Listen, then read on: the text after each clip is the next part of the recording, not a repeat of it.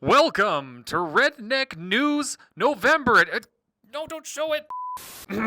Anyways, welcome back to the November edition of Redneck News. The topics for tonight: a case with a 4K touchscreen built in, 14th gen Intels are now released, Z790 refresh motherboards, Gen 5 SSDs, should people be switching to desktop touchpads? A single slot 4060 Ti, and an update on the GPU shortage. Let's get started with this. The Height Y70 case. This brand new case from Height features a touch capacitive 4K screen. Unlike the Height Y60, this case is capable of supporting a 360mm radiator both on top and on the sides. That means in order to make it look nice, you don't have to use 140mm fans on the side panel anymore. You can now use 120mm fans all around the case. Speaking of fans, this case also provides support for 320mm fans or 240mm fans at the bottom of the case. Those are going to be perfect for that vertical mount GPU, keeping it nice and chilly. Best of all, those fans are actually hidden underneath that grid, so nobody has to see them, which means you don't have to spend the extra money on RGB fans.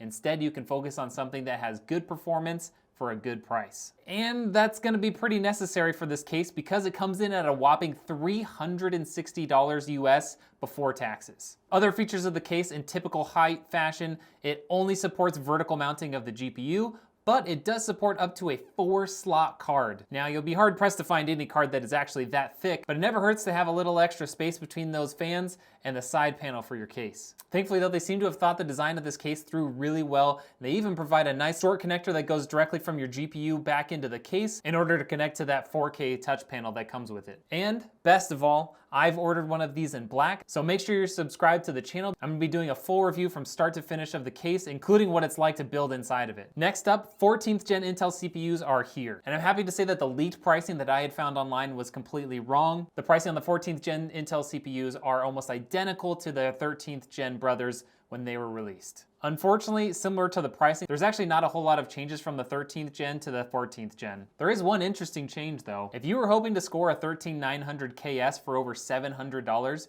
you might as well just go and pick up a 14900K. The components are basically identical from one to the other, with maybe just a little bit tighter binning on the 13900KS. But you're essentially getting a 13900KS for $200 off with a little roll of the die on the Silicon Lottery. There are some rumors that the memory controller and the general binning isn't quite as good as the 13900KS, but for $200 less, I'd be willing to risk it. Now the all-important question: how does the 14th gen Intel stack up against AMD for gaming? I compared the 14700K to the 7800X 3D since they're almost identical in price. The 14th gen really does seem to have caught up in terms of gaming performance. In most games with a RAM speed of 6000 megahertz, 14700K is nearly equal to the 7800X 3D, with each CPU standing out by 10 to 20 FPS in a few games. It should be noted that if you have a refreshed Z790 motherboard and some high-speed or tuned RAM, it's possible for the 14th gen to really start beating out AMD, but when you start counting in difficulty and the cost that it would take to achieve that, it's really no longer an apples-to-apples comparison. Speaking of the refreshed Z790 motherboards, there's two main changes that they made with those. First is the support for Wi-Fi 7, and second is the support for much faster RAM speeds. Before, only top-tier 2DIMM models could even hope to hit 8000 megahertz RAM speeds stably, but now even budget boards are able to go above that 8000 mark. I'm gonna show you two contenders that are right around the $300 US mark that can each support over 8000 speeds. First is the ASRock Nova. Listed at just $329.99, this motherboard is capable of hitting 8400 megahertz. The other and even cheaper option is the Gigabyte Aorus Elite X. For just $300, this motherboard is capable of hitting 8266 speeds. I'll put the Newegg link to both of these motherboards down in the description. It should be noted that you either need to buy really expensive RAM that has an XMP profile built in to hit these speeds, or you need to know how to tune them properly so you can hit these really high speeds. For people who are looking to get that kind of performance without paying $300 for a kit of RAM, I would recommend hitting up Trap Tuning. You can find him on Twitter at Trap Tuning, or you can find him at Trap514MTL. He'll optimize your whole PC and tune your RAM for you.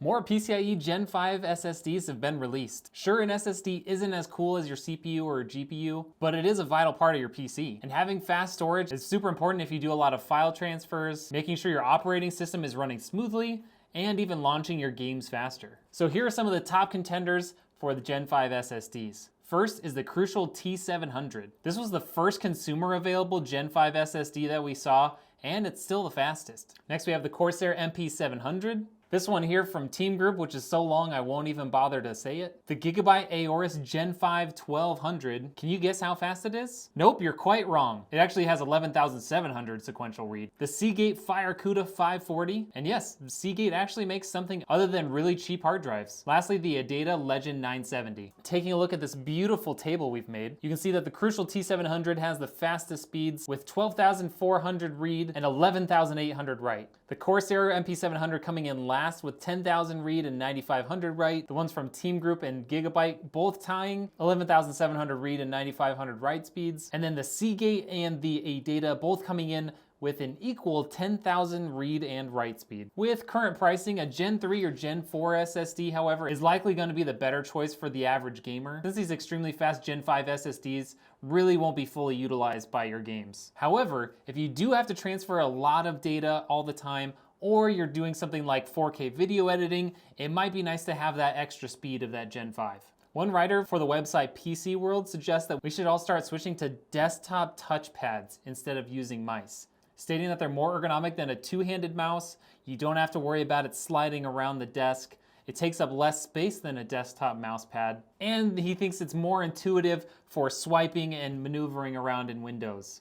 I really disagree with that. I can't stand using the touchpad even on my laptop, let alone using one for everyday use. Not to mention, how are you gonna game on a touchpad? Kind of makes me wonder, should I try gaming on a touchpad? In less ridiculous news, it's rumored that the brand Colorful is releasing a 4060 Ti single slot GPU.